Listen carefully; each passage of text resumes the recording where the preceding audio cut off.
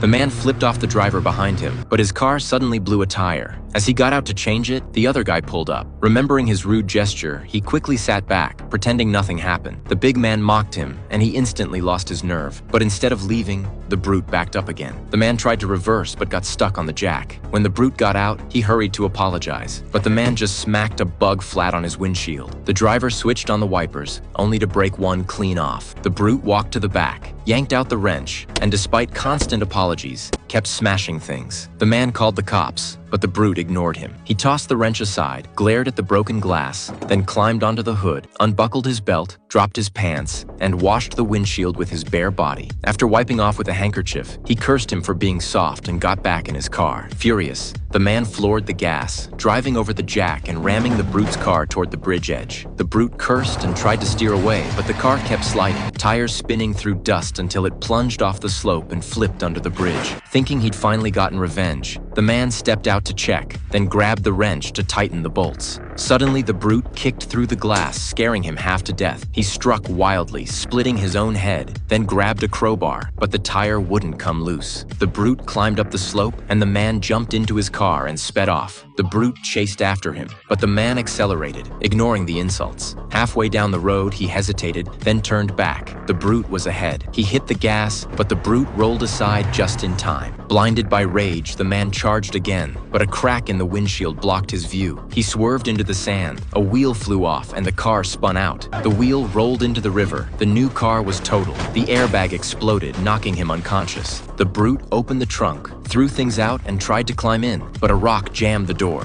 He kicked through the back seat and crawled inside. The man woke up, swung a fire extinguisher. They traded blows in the cramped car, grappling and biting. The man grinned when he gained the upper hand, but the brute clawed his face, neither backing down. The man triggered the extinguisher. White powder filled the car. The brute screamed. The man coughed violently. When the smoke cleared, the brute punched him hard, shoved him out, and looped a seatbelt around his neck. Suddenly, the car door snapped off, leaving the man hanging midair. Seeing him kick helplessly, the brute turned away. He tore off his sleeve, stuffed it into the gas tank, and lit it. The man gasped for air, then went still, but suddenly grabbed the brute's leg, pulling him down. The brute stomped and struggled, but the explosion hit before he could break free.